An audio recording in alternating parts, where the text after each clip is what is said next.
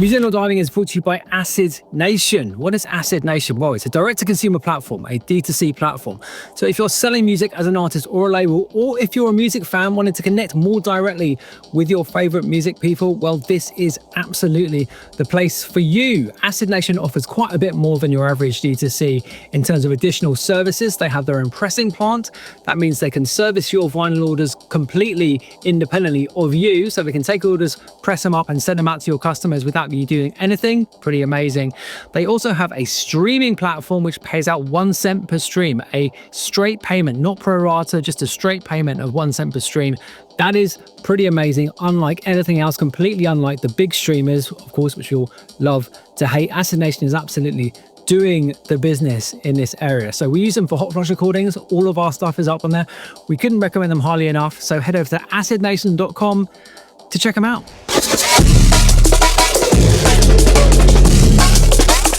This is Music Not Diving with Scuba.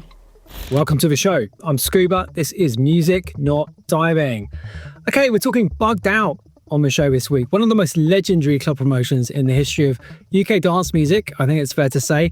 Been running since 94, so just celebrated their 31st anniversary, and they've been doing some pretty great stuff in the celebrations for that. Massive night at Drumsheds in London, 15,000 capacity venue, just enormous event. And that really is carrying on the tradition of what they've been doing for the entirety of that period. So starting in Manchester, moving to Liverpool, and then moving to London in the 2000s, which has been doing brilliant stuff for that whole time. And Johnno Burgess is the co-founder. He's also the former editor of Jockey Slut magazine, which was absolutely integral in the starting of Bugged Out, because Bugged Out was basically a Jockey Slut night initially. So brilliant person to have on. We get deep into the weeds in the promotion, but also in dance music media too, which you will know is a subject that's close to my heart. And yeah, just a great episode. Basically, coming up, you're absolutely going to enjoy it. So without further delay, let's get into my conversation with Johnno Burgess from Bugged Out. Brought to you by acidnation.com. Johnno Burgess, welcome to the show. How you doing? Yeah, thanks for having me. Yeah, great to have you on.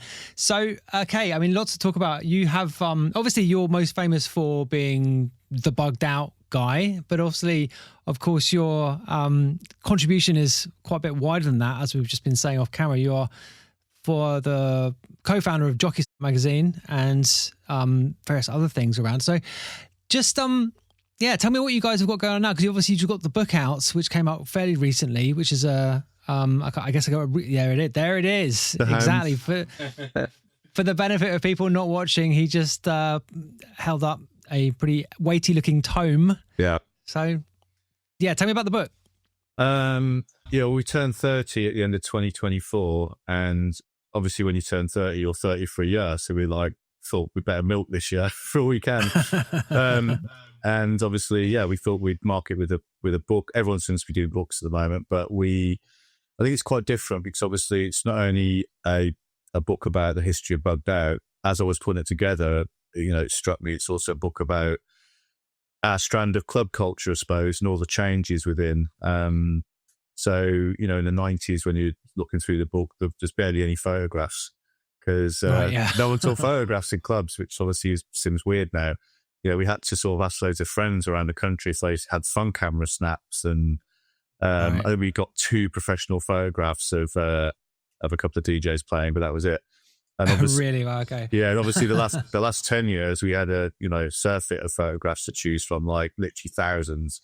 But yeah, also changes in fashions. Like in the 90s, it was very utilitarian. People was wearing Carhartt and t-shirts, dressed to sweat.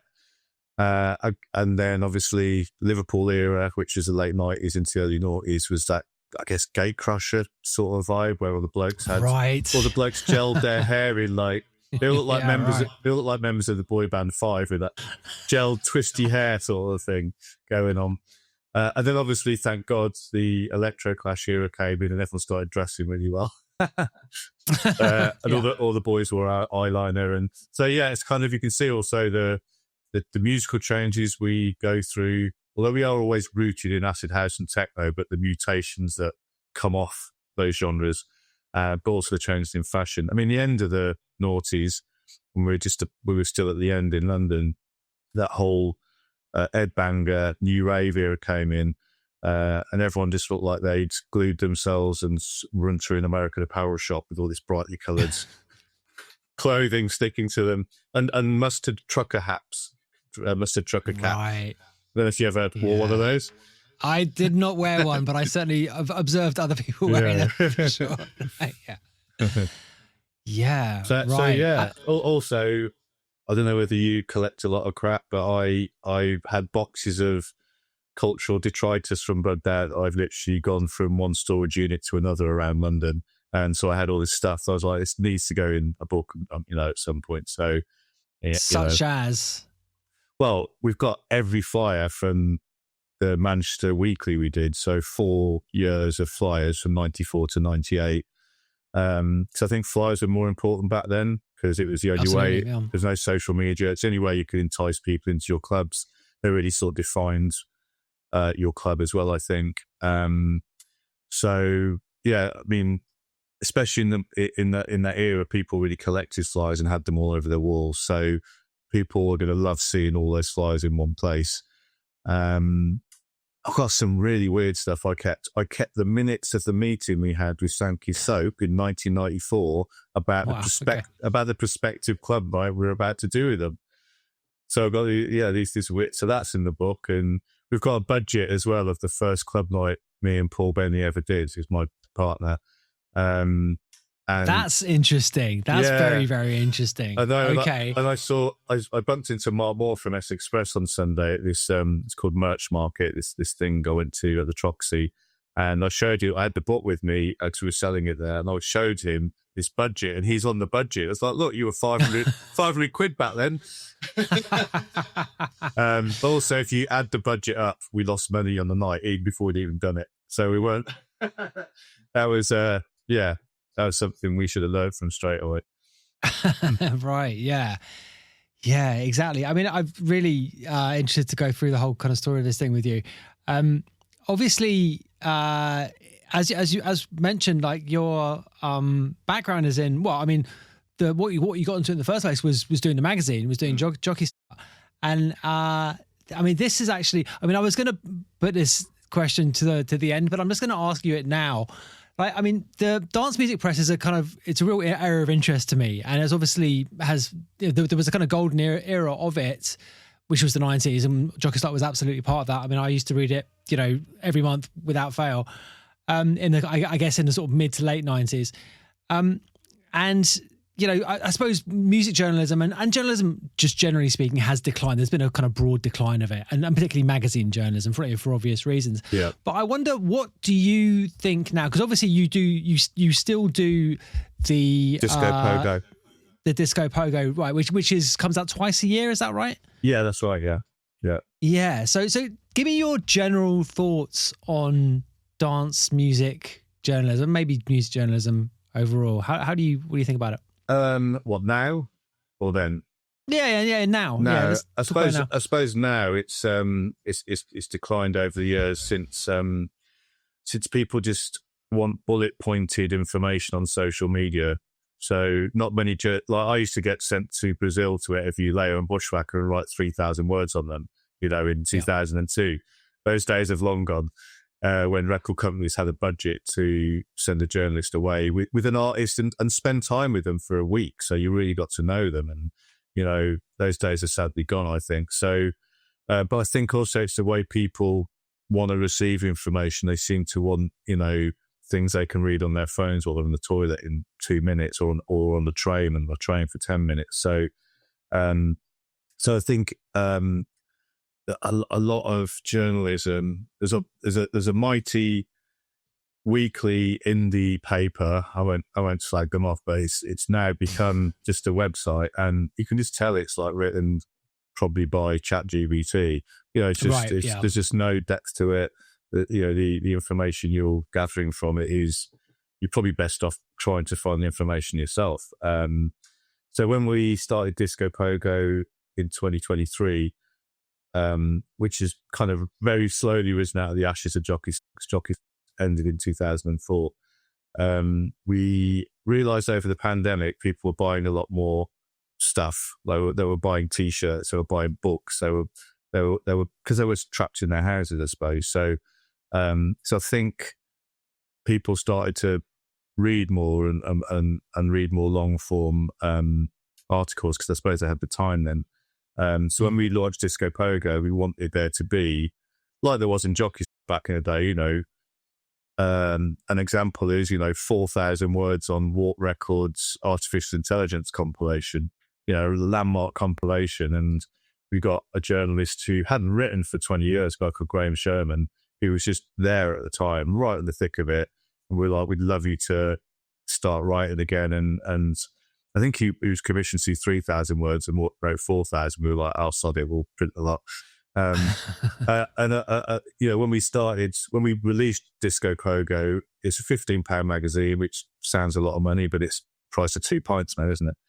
And yeah, I mean, it's really not. I mean, a copy of The Economist is best part of a tenner. Do you know what I mean? Well, that's every week. Exactly, so. Yeah. And it's over 200 pages. And a lot of my friends all said to me when they got the first issue, "God, there's so much in it. I'm going on holiday in 2 weeks. I'm just going to save it for them, because it is like a holiday read in a way. There's just a lot to read in it." And also, we do deep dives into people. So in the first issue, we did a career overview of Luke Una, who, he's been around since 1995 when he started the Electric Chair, the year after we started Bugged Out. So he's got 30 odd years of stories. And if you know Luke Una or you follow him on Instagram, he's a very engaging, charismatic person. So people are going to want to read 4,000 words about this guy, So that's kind of why we exist in the culture now, I think. It's definitely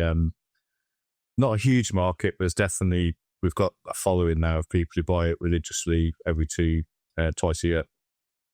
Yeah, I mean, I've always wondered, about the sort of like you say, the decline of kind of like slightly longer form stuff, the decline of more in-depth writing about music. To what extent is that a sort of chicken and egg situation? Because obviously budgets, as you say, budgets decline massively.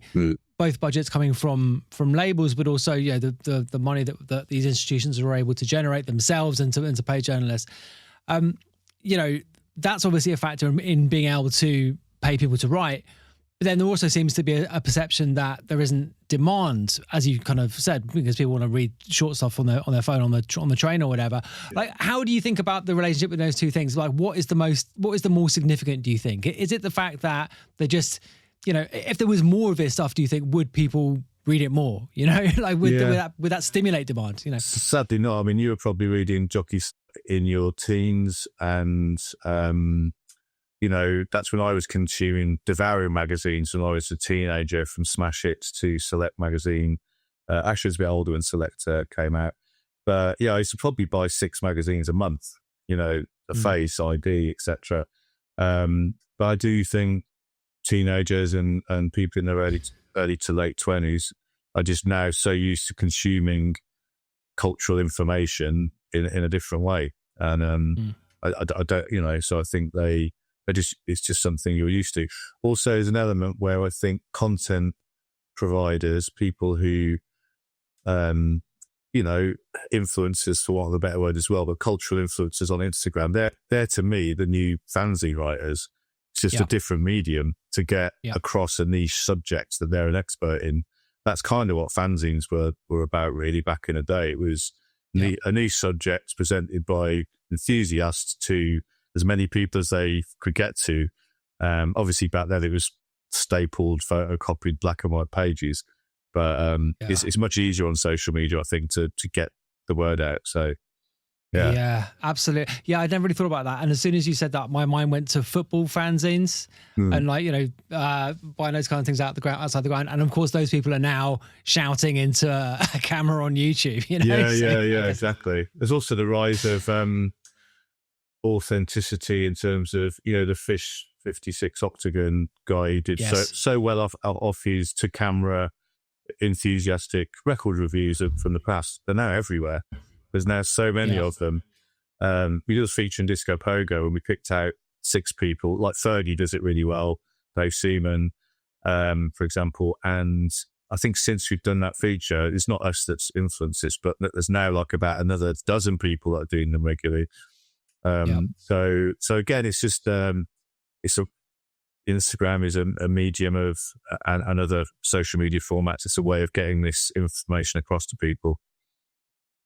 Yeah, absolutely. I mean, I guess it's like with anything, it's and the dance scene is absolutely susceptible to this. Like the kind of nostalgic element to it is people really well, I think they get a little bit too, I think, caught up in what is perceived to be the golden age, and obviously the golden age of magazine journalism. I mean, it's not obviously not just music journalism. It's like, across the board. I suppose it was like from the 70s until the end of the 90s is really when the kind of period was, and then it was a kind of like slow drop off after that. No. But I mean, to me, just the experience of reading a magazine is just a good experience generally. A really nicely put together glossy magazine with great pictures, long articles. You can just sit there for ages. I mean, I don't think it's just nostalgia saying that. I think objectively it was a good, format, Like I genuinely believe that.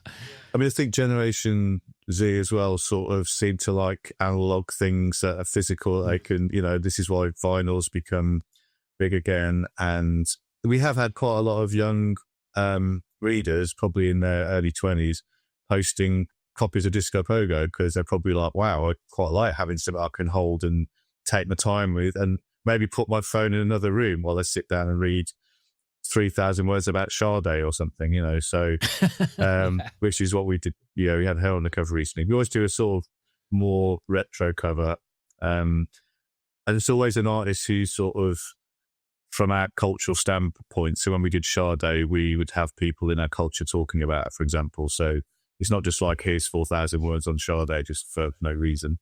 So yeah, I think hopefully the younger generation will start to pick Disco Pogo up and think this is something that I can. Also, I think people are starting to turn to books as well and not Kindles, because I like to be. There was always that thing when I was a student many years ago where you'd almost find your friends by going, that guy's reading the book I like, or that guy's got a copy of ID under his arm. So I've got a connection with them straight away, Yeah, right. Absolutely. Okay, you've been watching this episode for 15 minutes, so well done for sticking around this far. Just going to take this opportunity to remind you about the ways you can support the show. Patreon.com/ScubaOfficial is our Patreon. There are two very reasonably priced tiers there, the more expensive of which is just $10 a month and gets you all of the music that we release on Hot Flush and affiliated labels. So head over to patreon.com/ScubaOfficial to check it out, and I'll let you get back to the episode. Thanks. So you were at uni when you started Jockey Slut, is that right?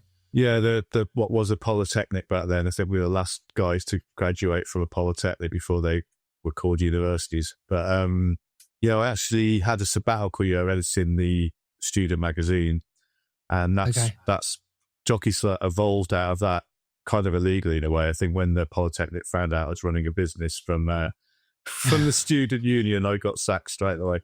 But but we got 4 issues out by then, so. Yeah, and I was talking to Paul about there was this hacienda we used to go to all the time, and it used to close at 2 a.m, which was quite important, weirdly, because then everyone would like leave the hacienda still full of ecstasy and having only drunk water, which is the way things were back then. And you go back to chill out and you play records and you'd have these idealistic conversations like, let's do a t-shirt, let's start a record label, let's start a magazine. So that's kind of how Jockey Slut, it came out of those sessions. Like Paul had graduated from the poly. I was doing this sabbatical. Paul came back and was like, what can I do? I can't get a job. And so we were like, let's just start the fanzine we talked about. Let's just do it. I've got the equipment here we can use. So, what were the inspirations for it? I mean, in terms of magazines, like what were your I grew up. Go-to? The first magazine I bought when I was 11 was Smash Hits, and I basically stopped reading books and just had this pile of Smash Hits that grew by my bed, and I would reread them and devour them. And Smash Hits by the mid 80s had this real, their own jargon, their own sort of speak, and you almost felt like part of a little gang. And I love that. So when we started Jockey Slut, I wanted it to be like a sort of acid house Smash Hit. So it had this irreverence, a sense of humour. So I mean, even if you interview someone like Carl Craig, if you looked at the captions on his photographs, they'd be slightly irreverent and not taking a piss out of him, but just there'd be a bit of humour there, and everyone seemed to love it. No one ever got offended. They'd just be like, "This is Jockey Slut. This is what they do." Right. But I also loved Select in the 90s, which was basically like the grown-up version of Smash Hits. It still had a very... There were magazines that made you feel part of something, like part of a gang. The Face was obviously really important. ID, just all these magazines that I guess had their own niche. We ended up writing for most of them as well, which I was thrilled about. So that's another reason why we started the fanzine. Is it was a way in to try and be noticed, so you could write for the bigger magazines. Yeah, I mean, what it reminded me of a little bit at the time, and actually looking back on it now, probably maybe more than I realized at the time, was there was that generation of early to mid 90s computer magazines, CMVG and Amiga Power. Charlie Brooker, I think, wrote from Amiga Power, and it was very much that kind of like everyone, like you kind of recognized bylines and everyone was a bit of a character. Yeah. Do you know what I mean? And you had this kind of cast, this kind of rotating cast, all of whom, some of which were more, charismatic than others. But like, it really felt like you say, like you were sort of part of a club, and like you were kind of like, this is the kind of next episode of a thing that you were following, and you felt part of it because you were, you're spending your time with them, basically. 100%. Yeah. I mean, and I suppose that the kind of the rest of the dance music mags, I suppose to an extent, do you think they followed your lead? Because that kind of irreverent kind of style definitely kind of like bled into, DJ Mag and Mix Mag and all the rest of them. I mean, they're both older, aren't they? Like Mix Mag and DJ Mag were. I mean, this is what we started. So you guys were kind of the upstarts, I suppose. Yeah, I mean, DJ and Mix Mag in 1993, which is the year we started, were very much about club culture, like clubbing and DJ equipment. Like DJ was full of, I think the second half, it was all the tech. Right. And they also used to, talk about the records in detail and BPM count them. The amazing guy called James Hamilton, he had his own style of writing, and he used to, BPM count all the tracks. So, but we were much more about writing about the bands that were coming through, the artists that were coming through. Like, surprisingly, people, Andrew Weatherall, wasn't being interviewed in the NME. Underworld weren't really being interviewed in the NME. Aphex Twin, would have 200 words written about him. And so we were like, well, we want to write about those acts. They're way more exciting to us than the indie bands that the NME were still trying to make out were exciting. So that was our in, really. We were sort of more about these emerging artists rather than clubs and dancing and stuff, and whatever Mix Mag were covering at the time. Right. So it was the music, but the kind of, I suppose, the area of the dance music which sort of was on the periphery. Is that a fair way of characterizing it? Yeah, we were just quite lucky that in 94, all these amazing acts that I guess mutated out of techno and acid house, the Chemical Brothers, Daft Punk, Underworld, they all started to come through. So we had something to write about. We had people to put on the cover, so we sort of rode that wave, really. Mix Mag also did as well. Obviously, they were writing about The Prodigy and Sasha, but they were probably a bit more rooted in DJ culture than us. Right. Okay. And so the night started relatively quickly, didn't it? Because the first Bugged Out was 94, so you'd only been it was in the first or second year, right? Yeah, so Jockey started January 93, and by the following year we'd start to put on these little club nights, actually called Disco Pogo. Disco Pogo comes from a Smash Hits review I read, which ended with Disco Pogo for punks in pumps. I remember writing that down. I was going, that's just such a great line. I can't. I mean, that's the that's so 80s, isn't it? Yeah. It's the most 80s music journalist line. For those on the who can see this, there's the tagline: Disco Pogo for punks in pumps. And so we did this club night Disco Pogo, and we did 6 of them over the summer. Chemical Brothers DJ'd, Express 2, Andrew Weatherall, Mark Moore, Jason Kane, and we got noticed by the guys who owned Sankeys Soap. They were like, these little nights, 300 people, but packed. All the kind of tastemakers from Manchester, I suppose, were there. You know, they were like, they would notice this. And so I think their Friday wasn't doing very well. And they were like, do you want to have a discussion about taking over every Friday? And so we had this meeting with them. They'd already got LFO and Auteca booked on November the 25th. We were like, well, that could be a good first one. You've got two amazing acts already booked. So that was the first one. It was like a Warp Records night. But then we had a couple of months that, you know, didn't do so well because it was December, January followed us. Everyone knows that they are tough months. So we had a couple of months where only a few hundred people came, and we thought they might can it. But then Andrew Weatherall came to our rescue, as he always does. And the first one he did, I think in March, sold out. Then Richie Horton was the following week, sold out. And we kind of took off from there. I mean, running a weekly night is a pretty serious commitment. Like that's a lot. Yeah, right? yeah. And you're doing this magazine as well. Like, so how many people were working on it at that point? Oh, not just Jockey Slut was me, Paul, Graham the designer, Jake in advertising, and then freelance writers. So it was just a fanzine. So there wasn't a lot of money for us really. But yeah, the office was dangerously above the club Bugged Out was in. So oh dear. Yeah. the amount of times we'd end up in the office either during or after the club had finished. But yeah, it was kind of it was that sort of period. We were 24, 25 when it started. And you can we also had this really weird work ethic where we'd insist that we had to be in at 10 o'clock on the Monday. So we'd sort of do Bugged Out on the Friday. Probably go. That seems a bit unnecessary to be honest. I know, yeah.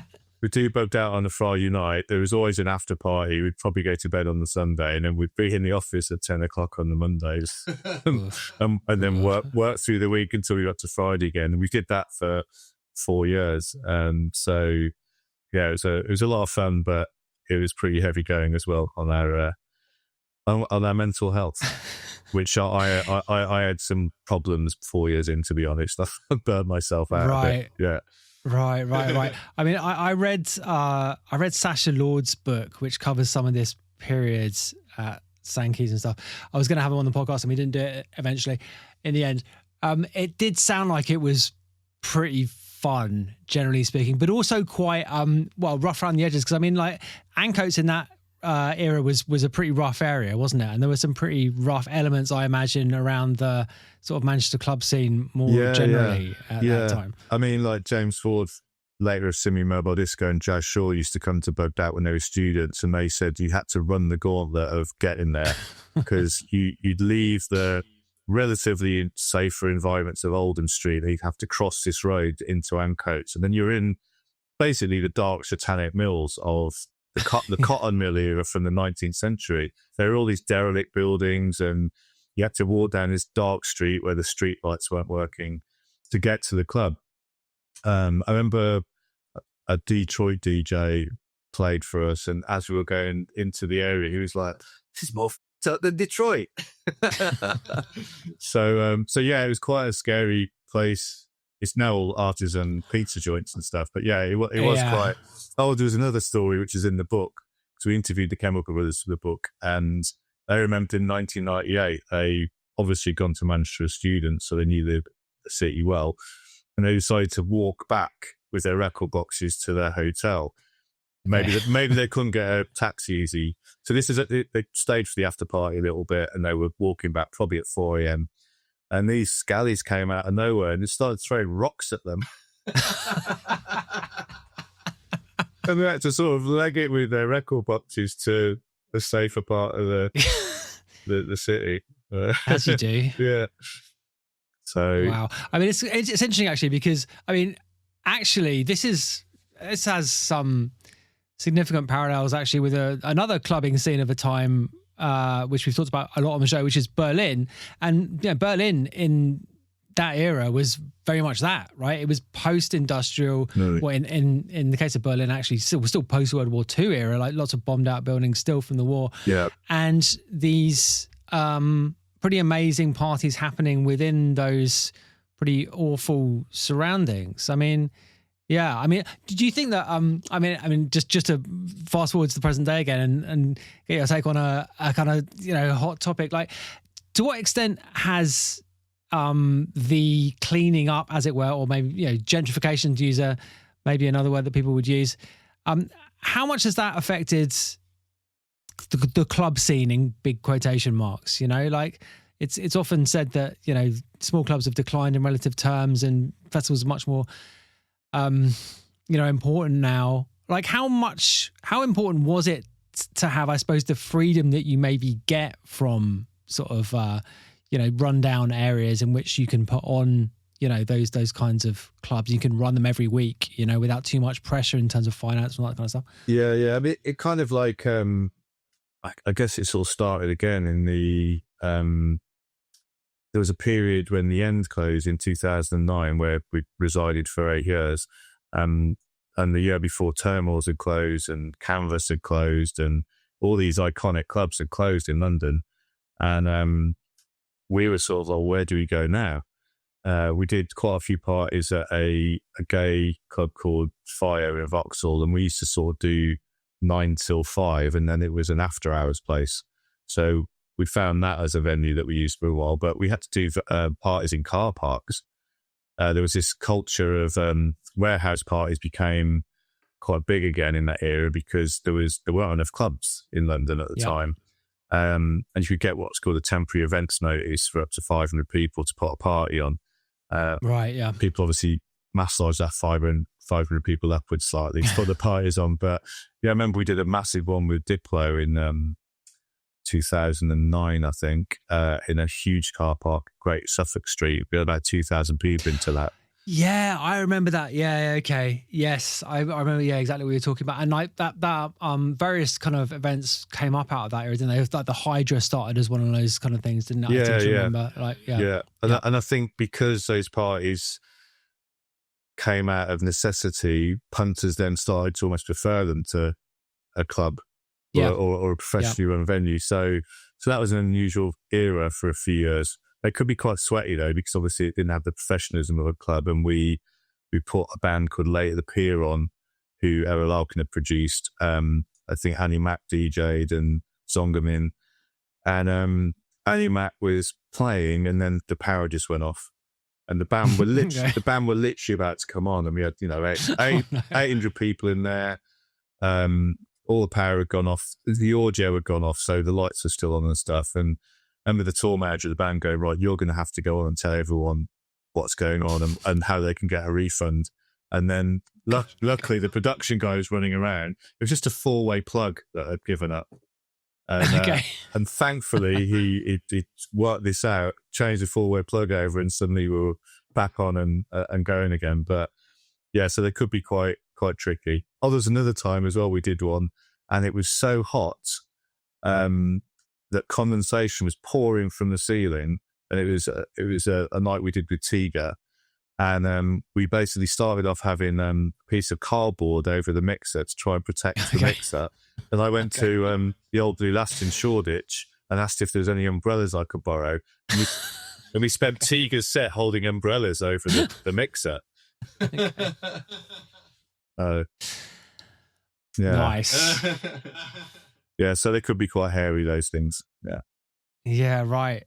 And what do you think about it now? Like, just to return to that question about, the pressures that smaller venues are under. I mean, obviously you've just done a huge party at Drumsheds, which I suppose is the latter day version of those kind of like warehouse parties. Like, I mean, how do you feel about it now? Well, Drumsheds and broadly speaking. Yeah, Printworks and Drumsheds appealed to us because, after we did Sankeys, we did like 4 years in Liverpool, 3,500 people venue. That it was Cream's venue. We used to do all-nighters there, and we always used to quite like doing those big festival in a club type events, which Printworks and Drumsheds are very much like. Having the opportunity to book Hot Chip and Orbital on the same bill and then DJs around them obviously appeals to us. But at the same time, I can see like XOYO's reopening soon, and I can see, and Sankeys in Manchester is opening soon, and Sankeys have come out with this. They're basically doing 500 capacity club no phones are allowed, and they're not reviewing the lineups in advance. And they've sold out 3 months in advance.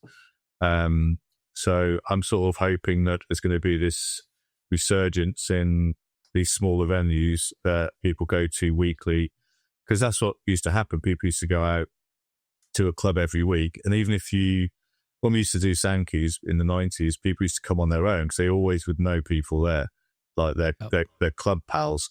I mean, that's what a club is. It means a gathering of people, I think. Yeah. So, yeah, I'm hoping there'll be this, alongside things like Drumsheds, there'll be a return to, smaller clubbing. The Cause does it really well. Fold do it really well as well. So there's definitely still life in these club nights that are smaller. Yeah, I mean, I really hope so. Actually, one of the interesting conversations I've had recently on the show was with Paul Shinsky, who is the booker of Trezor. And we talked in that conversation about how useful it can be, or basically is, when you're running a venue, to have sort of one person or at least a small group of people steering the ship creatively. And how actually that's it's basically an art in itself, right? Booking a venue in a way that, I guess, gets the trust of people that they do just turn up, right? And they are willing to just turn up without necessarily worrying too much about who's playing. Maybe they know who's playing, but it's not, it's almost a secondary concern. They know they're going to like the music, and it's just, I'm just coming because I know I'm going to enjoy it. Yeah. I mean, 100% that used to happen at Sankeys and Liverpool. And the end, I think people just trusted us. They knew. Obviously, you'd have more of a music policy then. So when we were in Liverpool, we had 3 rooms. The smaller room was breakbeat and Mo Wax and alternative club culture. The courtyard held 1,000 people, and that was just banging techno. And then the main room was all that kind of mutant house, like Basement Jaxx and Cassius, and Daft Punk played in there, and Roger Sanchez. It was quite a weird era, that, because people had accidental #1 records, all these underground artists. Like Armand Van Helder was an underground artist, and then suddenly he's #1. Roger Sanchez was an underground New York house DJ. Suddenly he has #1. Chemical Brothers have a #1. Dave Clark was even going to #2 with his Zombie Nation remix in that time. Right. But there was, and then obviously at the end we had this shift to people like Errol Alkan, Miss Kitten, Tiga, everyone Smag, and there was just the end had a sound for that decade, so you could turn up without knowing who was on, or who the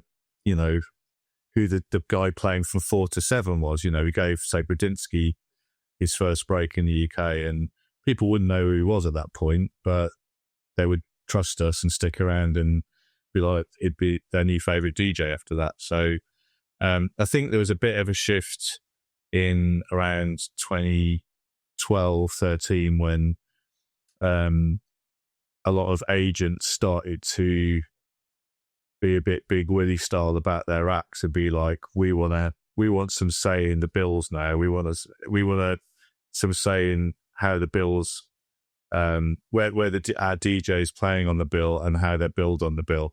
Whereas right up until the end of the end, me and Paul would decide how the flyer was billed. We would decide what we would give the DJ their playing time. So in the 2010s, that professionalism came in that slightly dampened my spirits, because it's like, what's my it's our club. Exactly. My theory on that is that it's basically the fault of EDM. The EDM boom basically brought in, that kind of sort of hyper commercial, which brings, I suppose, I mean, you can call it professionalization, but I suppose this is the result of people doing their jobs properly, because if you're, managing someone's career, then it is important when they play, and it is important, where they are on the flyer. And so you can sort of understand it, but also at the same time, no, not really. Yeah, thank God for whoever came up with the A to Z lineup idea, because that definitely exactly. Definitely helps a bit, the stress of it all. But that's the thing. And when you see a lineup where there's just one person and then it goes to A to Z, okay, I know what's happened.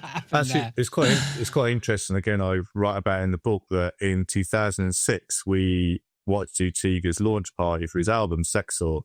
And I remember getting in touch with him. She was a friend by that point, and I was like, why don't we let you book the lineup?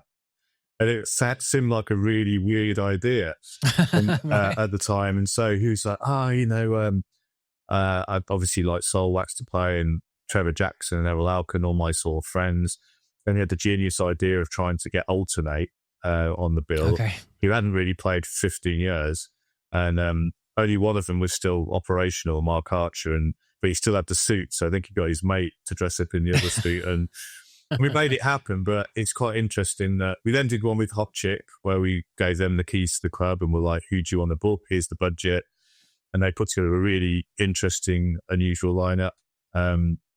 But obviously then in the 2010s, that became really commonplace where, you know, a DJ would curate the Warehouse project. You know, and again, agents, I think, were like, I want my boy or girl to have that control as well over a night. So again, it's interesting to sort of see something that was quite an unusual idea then became very commonplace in the following decade. Yeah, absolutely. So, okay, just going back to the sort of earlier period, how long were you at Sankeys for? 4 years until the Manchester's gang problems finally interfered. Right. Okay. Yeah. Right. Yeah. Okay. So was there a particular incident or was it just cumulative? Cumulative.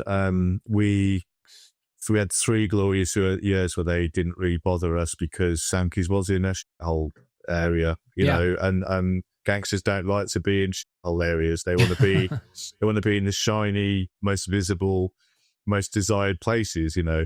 But I think by our 4th year, it was just Golden on the Saturday was a more commercial club, but it was packed. Both nights were packed every week, and they just started to drift in.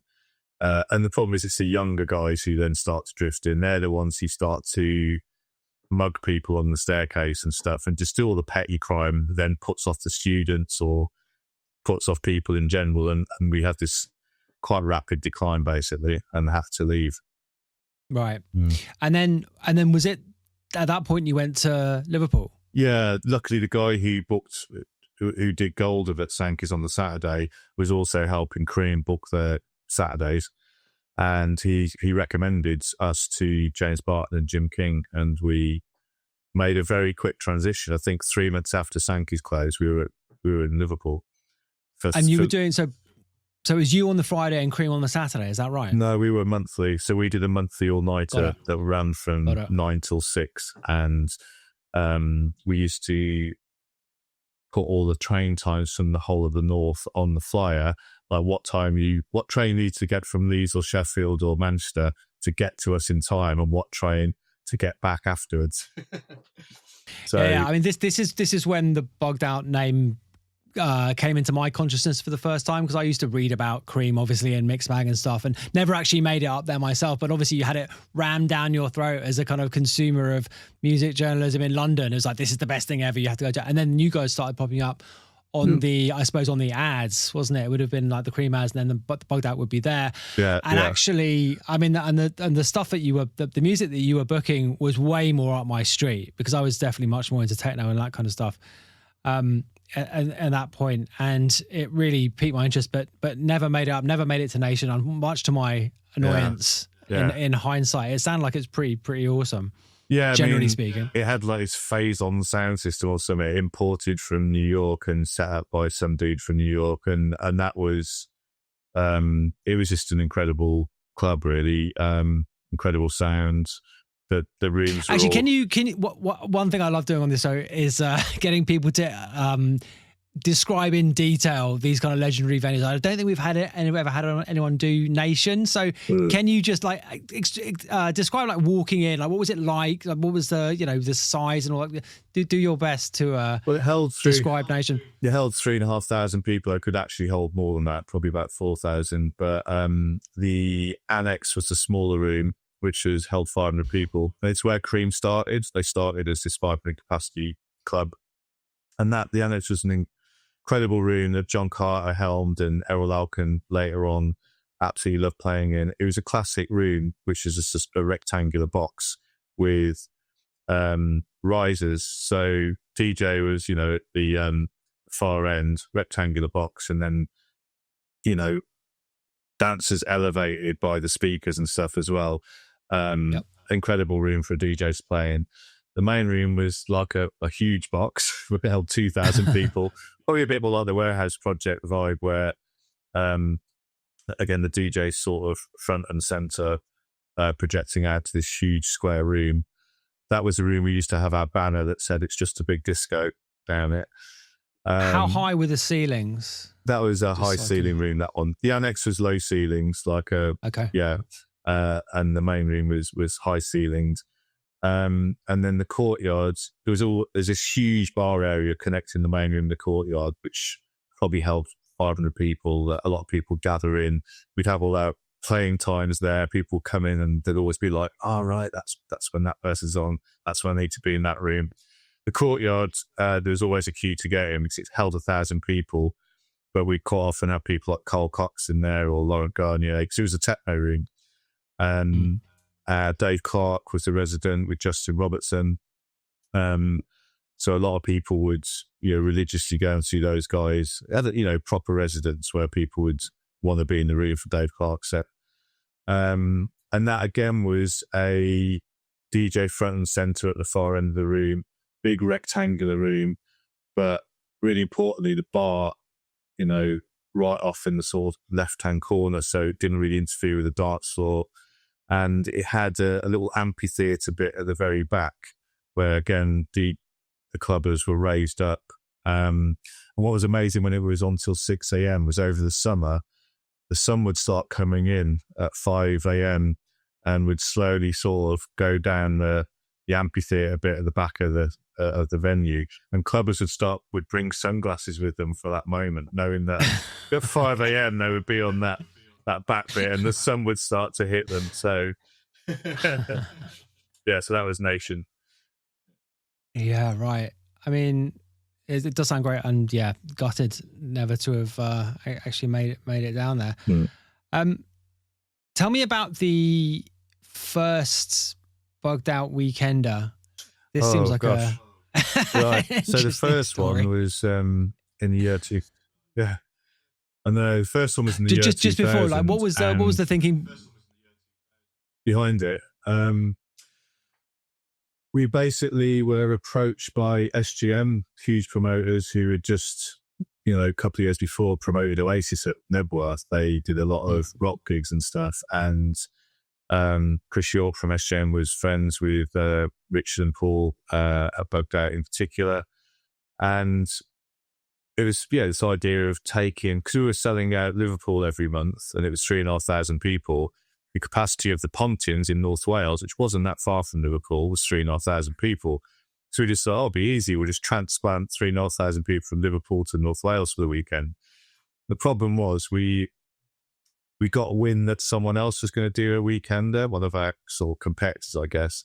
So we wanted to be first out the blocks. And so I think we put it together. We went on sale in August and it was in November. Now, back then, there's no social media, so you could only get the word out by flyers, posters, and if you were lucky, we might have got one advert in Jockey in time or whatever. So it was poorly promoted, and when it got closer to the event, the week of the event, there was no chance of any last-minute ticket sales because the weather was biblical. It took 9 hours to get from London to the venue. Because it was like one of those weeks where you were told not to travel if you could help it. But somehow, the bands got there, the DJs got there. The lineup was incredible. If you look at it now, people are like, what? This was a third full? We had Underworld, we had Represent playing live, Chemical Brothers, Harvey, Green Velvet, Carl Craig. The list goes on. But it was only a third full. Us and SGM lost a lot of money. It kind of put us off doing something like that for a long time. Fair enough. Yeah. Until in 2011, this company who run football events at Butlins wanted to go into the musical arena, and they approached us to revive the Weekender, and it took a lot of convincing me because of being burned previously. But Charlotte, who worked for us as a booker then, was really keen to take the reins, and she did a really good job with it. And so we went back in 2012, and that ran for 5, successful years. Yeah, I mean, the format, I suppose, had been established more, concretely, I suppose, by 2012, because I'd been, I suppose, like stuff like Block Weekend had been going in various different places. Yeah. And Bangface, I think Bangface had started in the 2000s as well, I think. Yeah, there's a one called Deadbeat that ran for a couple of years as well, which was really good. They were a bit more on the more left field side of electronic music than us, like much more sort of Warp Records type stuff, I guess. But yeah, we saw this, it's kind of a weird point for us because we'd finished the end and there was a new wave of DJs coming through that we didn't have a connection with because we didn't have a residency. Obviously, if the end was still going, we would have been, transitioned more smoothly into booking people like Ben UFO, Jackmaster, yourself, Maya Jane Coles. So we, I remember the first one was very much a bit more traditional, bugged out lineup, and people like Julio Bashmore, Jorbison were in the small room. By the following year, in 2013, they were in the main room because their ascendance was very quick. We had Disclosure playing the second one when they were on the rise, and I think from booking them to them playing the weekend, they were bloody huge. So that was quite a lucky booking. But Bicep played the smallest room in 2013, and now. So yeah, it was good having the Weekender at that point because we had a space to book all these exciting new DJs that were coming through. Yeah, I mean, that was sort of going to be my question. Like, what's the difference, would you say, between booking an event like that and, I mean, obviously you haven't been doing weekly nights for a while, but even when you do a monthly, there's definitely a kind of like narrative that runs through it, which is not far away, which is, I suppose, different to doing a big kind of annual, like 3-day thing. Yeah, I think we did start doing XOY around that time as a monthly, I think. And so we could then start booking people we'd book for the Weekender into XOY. So that was good. I remember we had one night, we had Jackmaster, Ben UFO, one man all in one night with his historic back-to-back at the end. But I think also when you're doing a bigger event, you can't really just do it all for yourself because you need more people to come. So I remember in 2013, we booked DJ EZ to play the Bugged Out Weekender. And we've never booked Garage in our history, but I think the nostalgia of the people who were coming, who wanted to come and see Julia Bashmore and Jorbison, probably their nostalgia was probably Garage when they were 12 because it was in the pop charts and, Yeah. So, and if you're going to book a Garage DJ, you should probably book DJ EZ. Exactly. Right? And then, so we booked EZ, and I think he started off in the smallest room in 2013. Again, by 2016, he was in the main room on the Friday night.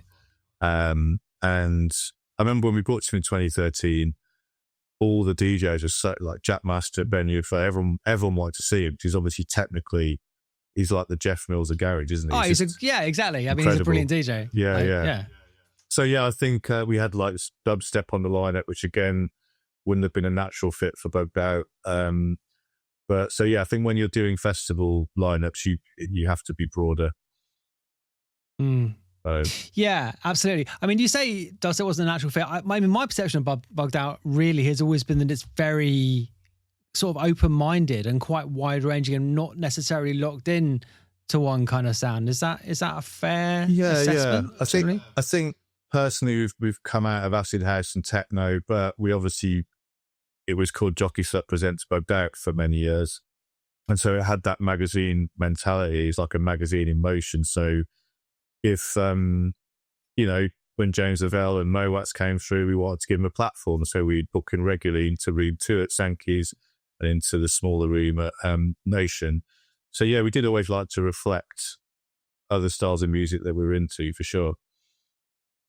Yeah, I think at the heart of it is acid house and techno, but yeah, we do get distracted by other things that are brilliant that come through. Yeah, it was, we're very much rooted in acid house and techno, but because we ran the magazine Jockey, that was like a magazine in motion where we would have Anything that we were into at the time, be it Tyre playing breaks or James Lavelle and his style of music, much more eclectic, we wanted to give that a platform at the time as well. So I think that's always been in our spirit to, if something's exciting us, we want to give it a platform for sure. Yeah, absolutely. So you mentioned the End. Obviously, the End is in London. I mean, this is a feature actually of the party, is that it's moved around and had, residencies in a number of different cities. Like, presumably, so the move to the End was directly after finishing in Liverpool. Is that correct? No, he spent 2 years at Fabric when Fabric first started. Okay. Well, and then same question though. Yeah, same question though. So moving to London from Liverpool, did that pose challenges? We moved to London when we sold Jockey Slut in 1999. So we were personally in London then, from living in Manchester for 10 years. The challenge. When you say we, do you mean you and Paul Benny? Me and Paul, yeah. The challenge it presented sort of mainly came around 2002 when Electroclash started to emerge, and I in particular, it bugged out to move in that direction. And I think most of the people who used to come to the club in Liverpool didn't. So we had this weird thing where we kind of put Liverpool into the ground quite quickly by Cream had closed and they'd taken their amazing sound system with them. So the venue wasn't as good. So there's a slow decline happening in Liverpool for us because of that. But then we kind of put the nails in the coffin by suddenly going, hey, we want to book these DJs, you're going to love them. And everyone in Liverpool was like, we don't care about these DJs, or we care less about these DJs than what you were doing a year before. What was the sound in Liverpool that they wanted you to continue with? The banging techno, I think. And okay. Although Dave Clark was a pioneer in Electroclash, he was the first person to play Fisher Spoon as a merge, and it was on a little label that John Selway ran. He obviously did the remix of Zombie Nation, which is arguably that kind of sound. And his DJ Hell remix as well, going back a bit further. So that was before Electroclash. Yeah, exactly. A lot of the architects of Electroclash, Teague and Miss Kitten, DJ Hell, they all came out of techno. They all came out of that banging techno, and they still would play it, but they obviously would play charismatic, music that they were making alongside it as well, which broke things up a bit. But I suppose what was happening in techno at this time was the sort of decline of the banging stuff and the emergence of the minimal stuff, which is a topic close to my heart. Yeah, which is obviously divided opinion to a large extent, and still does to some extent. Yeah, we did have an unusual period at the end when I think around 2006 we were booking a mixture of the both. Like, so you'd have Errol in the lounge. Errol Luck in the lounge, and then, playing the emergent Ed Banger sound. And in the main room, you might have Damien Lazarus and Dinky or whatever, or Yvonne Smag, who sort of wasn't minimal, but wasn't like Errol either. So there's probably a period where it was kind of a bit messy musically, but we always quite like that, So you go to a club and that's the history of the party, really, isn't it? It's putting, different music in different rooms and trying to make it work together, and obviously a decent degree of success. Exactly. And personally, I found minimal for hours, they're really quite dull. I think there's a great quote that I wish I'd come up with that someone else did, was it sounds like a skeleton in an oil drum. I don't know who came up with that, but it's a great description. That is, okay. I can, it's actually pretty accurate as well. For hours. Yeah. Right. Yeah. Okay. So talk a bit about the End then, because obviously that is a storied club. I mean, I used to go there a lot on a Friday for the drum and bass, and also dabbled in the Saturday night as well, which was, generally speaking, the sort of, I suppose, there was a lot of sort of progressive house there and that kind of stuff, and obviously you guys doing that. Yeah. Lots of Electroclash. I mean, it was a fundamentally brilliant venue, wasn't it?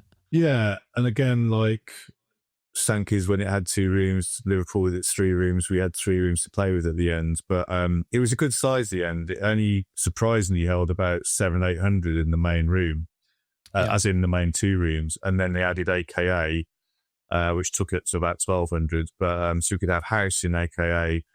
Errol was in the lounge for a good couple of years, but when he left his residency, we sort of continued that style of music, the more eclectic style.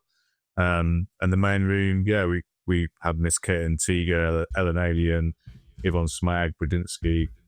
It kind of was almost a club of 2 halves for us in that from 2007, it went down that more justice, digitalism, boys noise, more noisy techno, mutant techno route, which it maintained until we left in 2009. Yeah, I mean, it was a real shame when it closed. It was it left quite a big gap actually. But I mean, as you say, it was a gap that was eventually filled by some other quite interesting stuff. I mean, there were so many great nights at the end. I used to go to Swerve, which was the kind of the Fabio drum and bass night on a Thursday, which was just the lounge. They didn't open the main room, if I recall correctly. Yeah. And just lots of really interesting stuff. And really consistent. So it was almost like, it didn't really matter. Like, well, you knew, basically, judging by the day of the week, you knew what kind of stuff it was going to be, but you just trusted the booking. So you knew it was going to be great, generally speaking, as a punter. I mean, what was surprising, which I mentioned in the book, was I suddenly realised that the end was open every night of the week back then. Yeah, right. Yeah. Monday was trash. I think Sunday was twice as nights. And then later on, it was DTPM, the gay night. But yeah, it was open every single night of the week. Whereas obviously now, clubs are lucky to be open Friday and Saturday. It's crazy. I mean, there were a number of places in the West End where you could go out. I mean, the one that, I mean, there's stuff like the Gardening Club.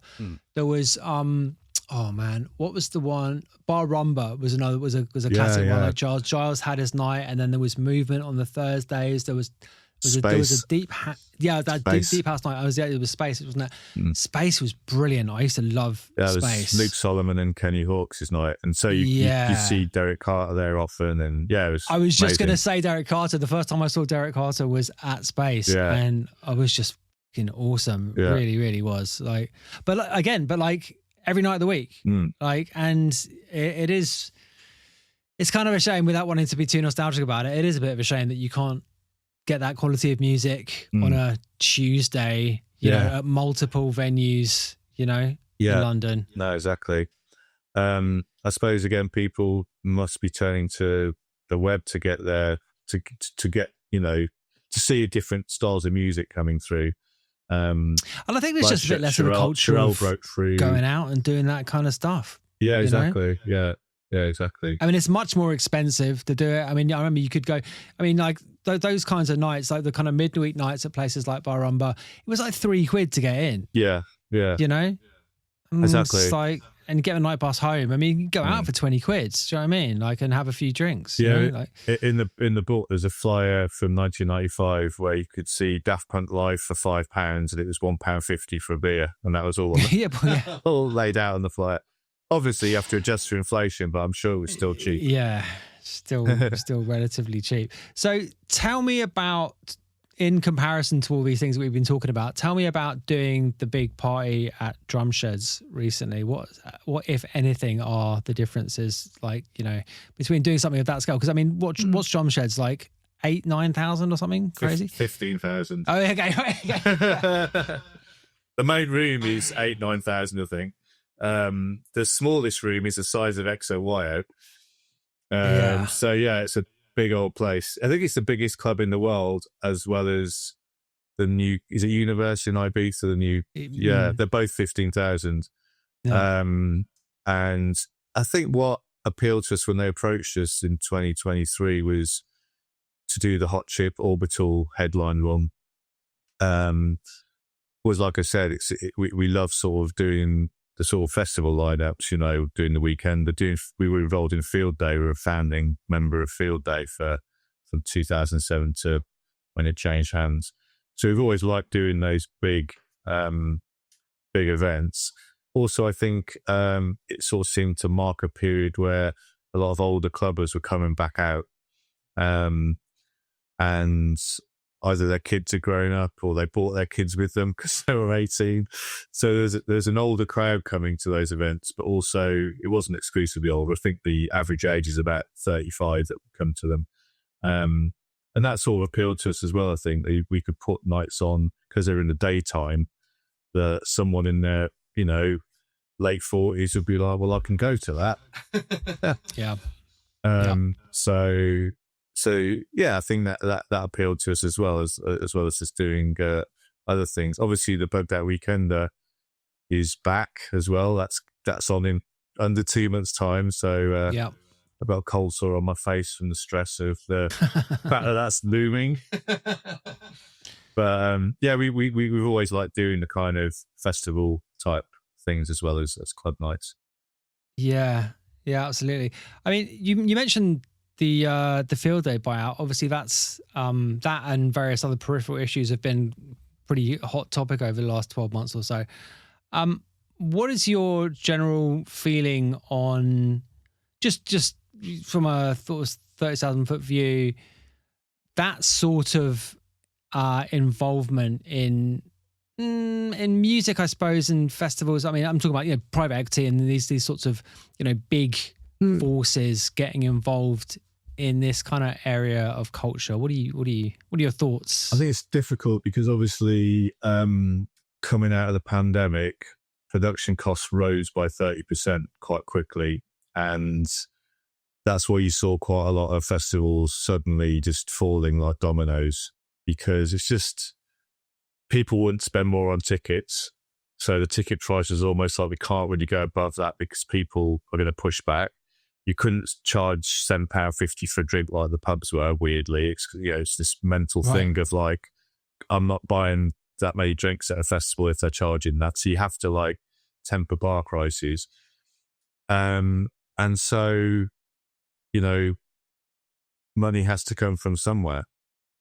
So otherwise, all these great events will just fold. So that is kind of the problem, really.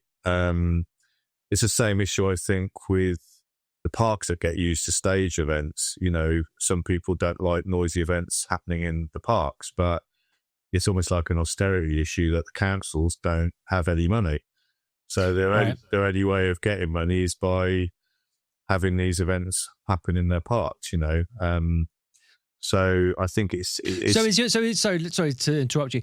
Is your general view then it's been more out of necessity on the part of the I guess the founders of these events than anything else? Do you think that's the biggest factor? It's just they were but people have just been pushed into a corner.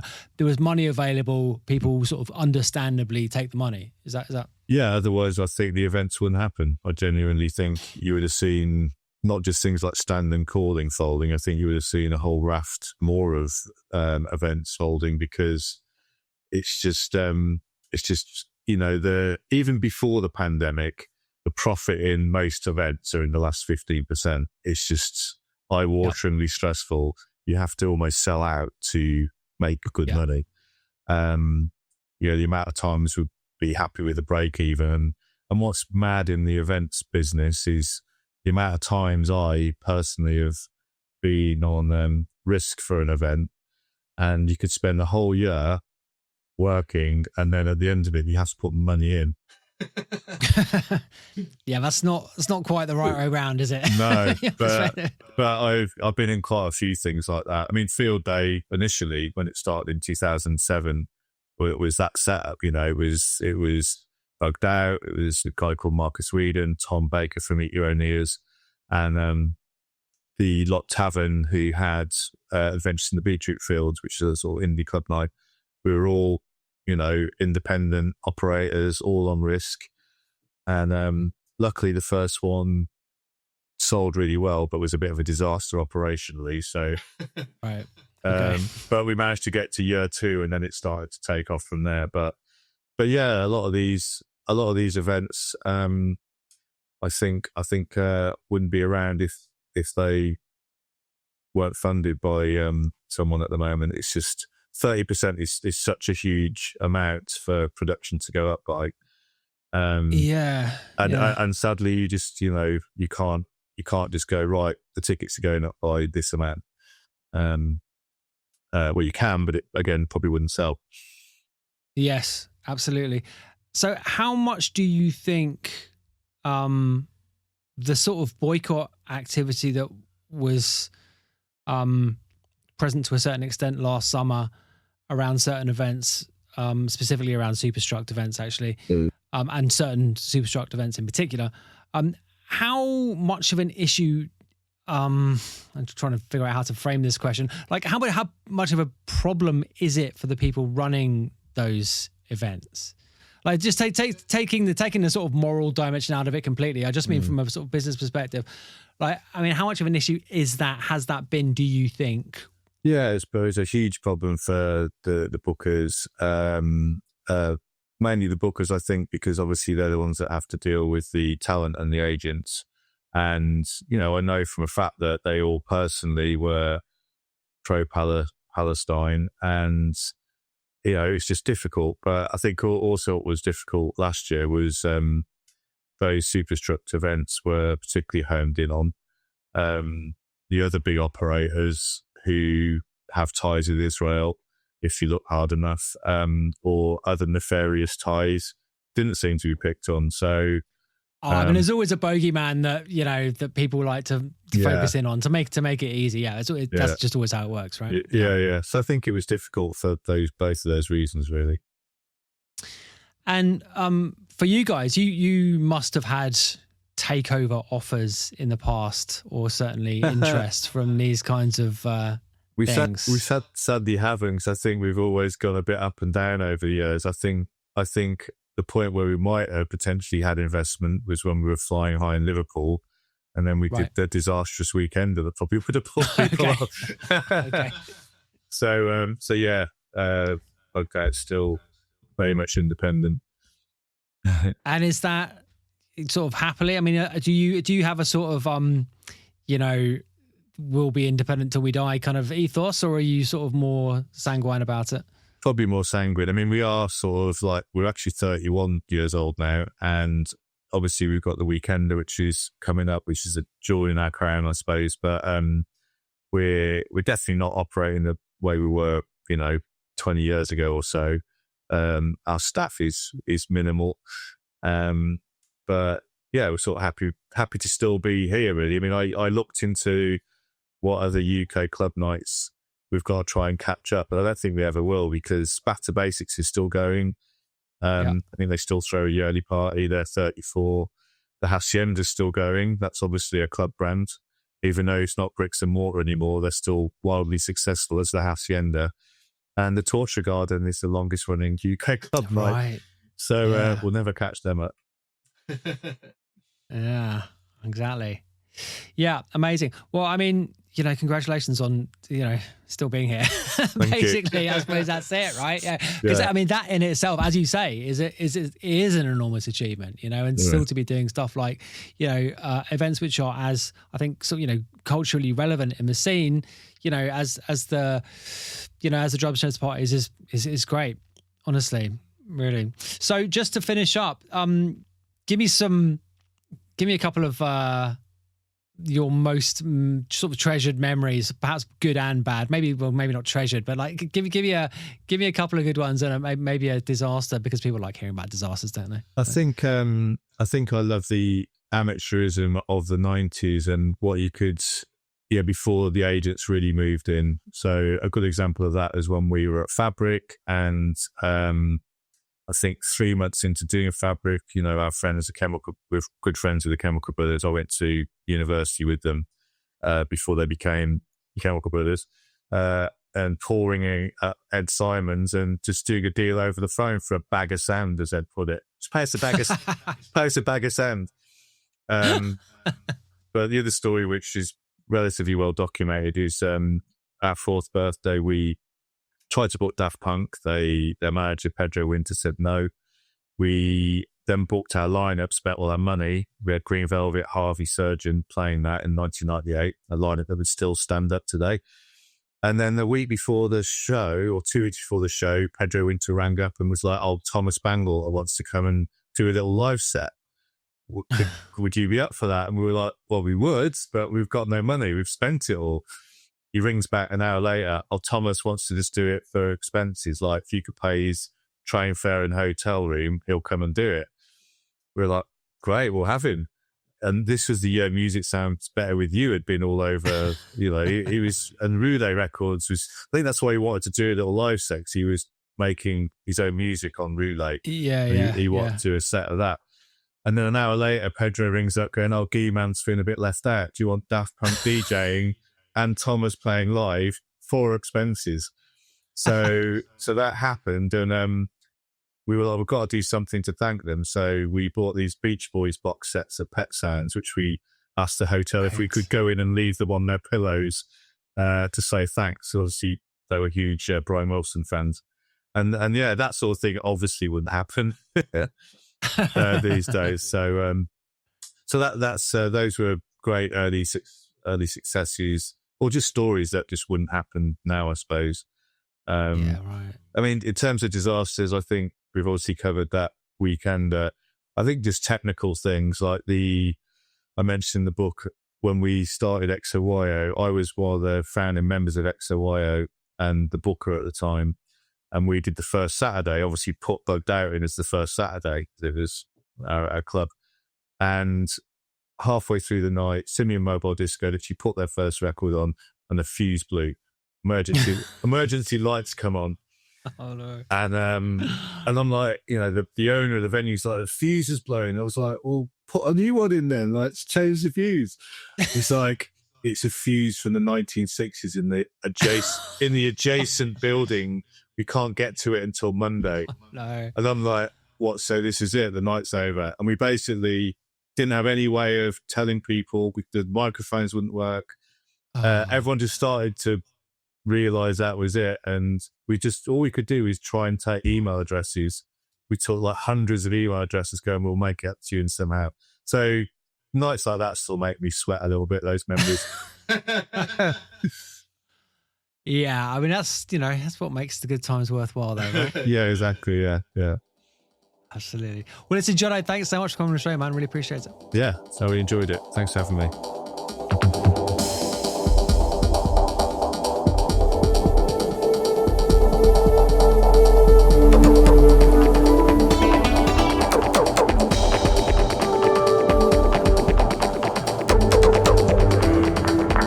Music, not diving, with Scuba.